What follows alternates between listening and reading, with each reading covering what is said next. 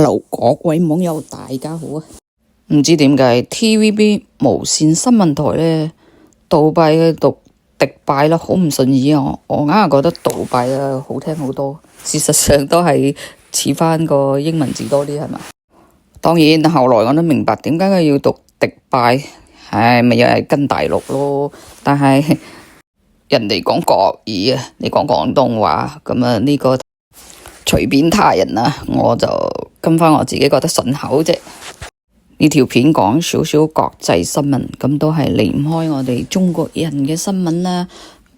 據聞啊，中國多家航空公司近日啦陸續就恢復翻，因為之前啊杜拜機場發生事故嘛，發生啲危險啊，咁啊有部分嘅中國旅客啦滯留咗喺杜拜，咁啊有人經歷過7次個航班被取消啊。於是呢，佢就興起上嚟啦，豪爽咁用咗5萬幾蚊，大概係差唔多8000蚊美金買頭等嘅機票返去啊！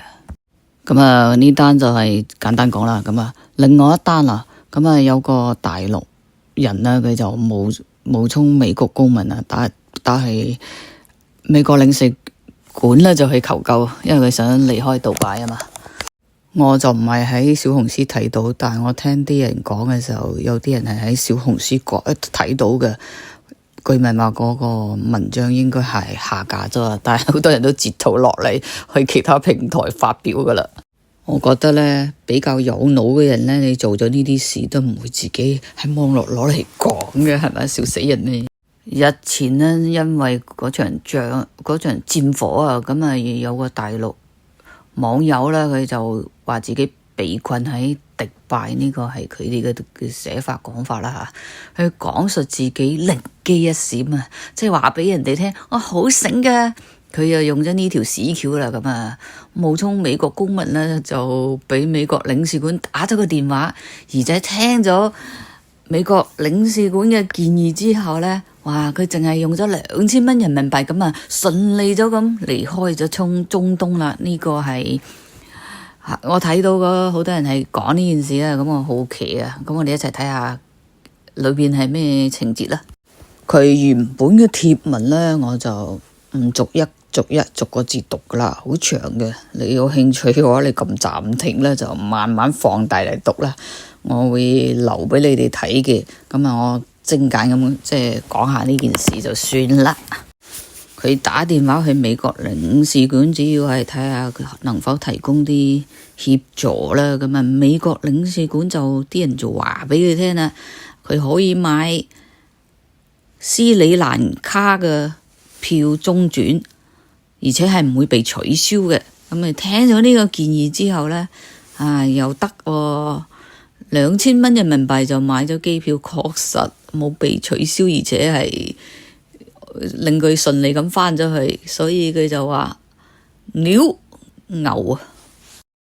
聽到呢度呢，唔知你哋嘅諗法係咩啦？我就喺度諗，哇！咁美國領事館條線咪俾你哋，即係你諗下佢，如果喺小紅書咁發，咁啊好多大陸嗰啲民眾想返去嘅話，打晒去美國領事館，咁啊美國公民打都打唔通，咪搞俾你害起啊！搞笑啦，係嘛？你自己有中國領事館，你唔打美國領事館，你要人哋喺網絡點評論呢？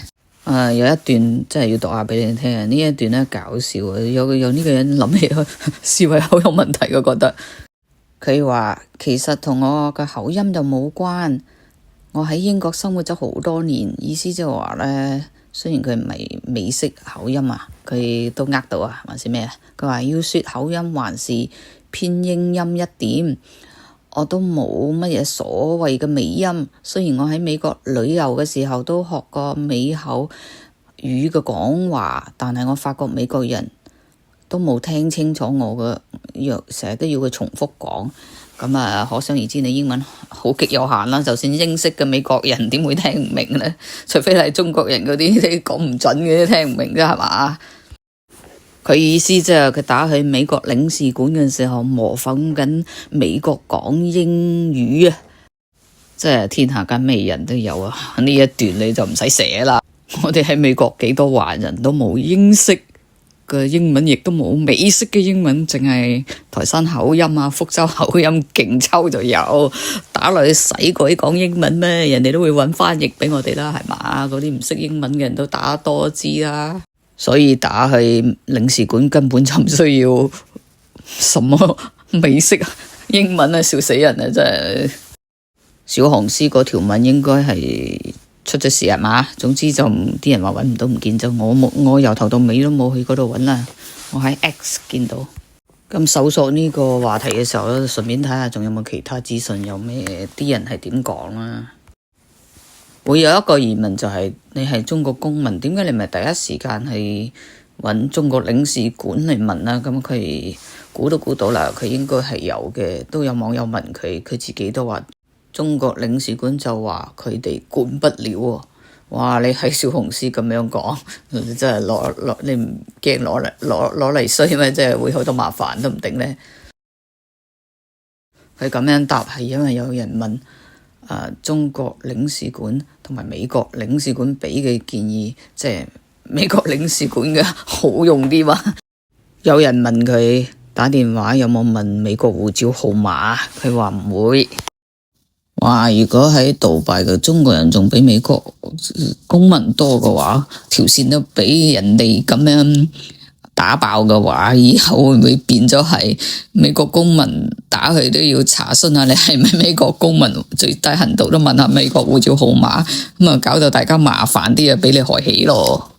凡係有咩事嘅時候，本來個電話線就已經夠晒忙啦。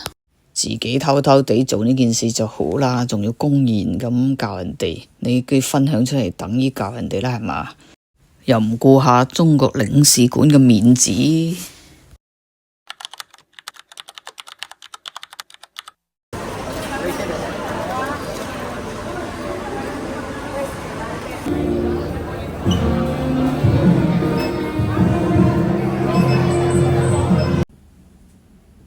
多謝老朋友嘅留言，我曾經多次在峨眉師姐和你的視頻留言講述我幫助救過幾個人對我反目成仇，到處去唱衰我、抹黑我嘅為人，所以往後我就鐵了心，不管對方講到有幾辛苦，有幾多苦難，有幾多眼淚流落嚟，我都睇唔到都唔理啦。有人講大恩變大仇，一啲都唔錯。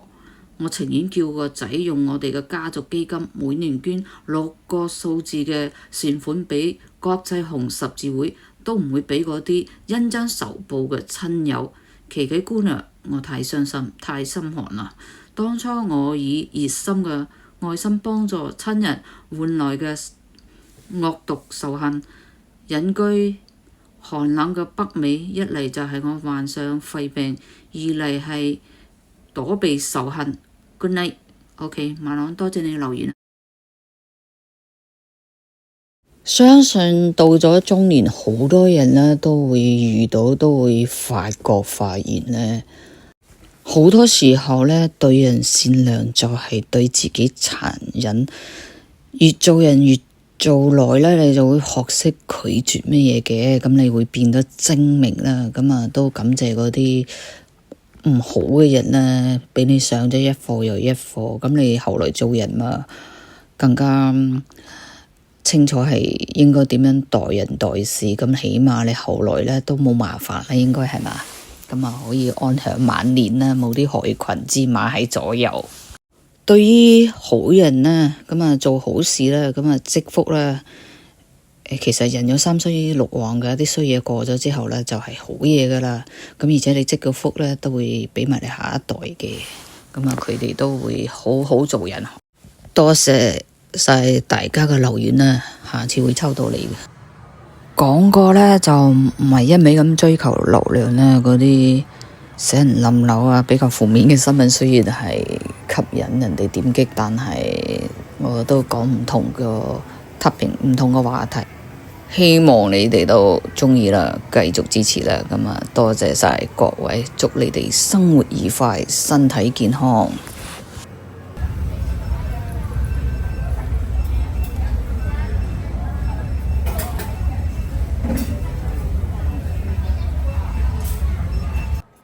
炒河粉啊，紐約好似冇啲咁嘅細細碟嘅，就算係有啲乾炒牛河啊，乜鬼炒河粉啊，濕噶大大碟嘅，邊度有咁細啊？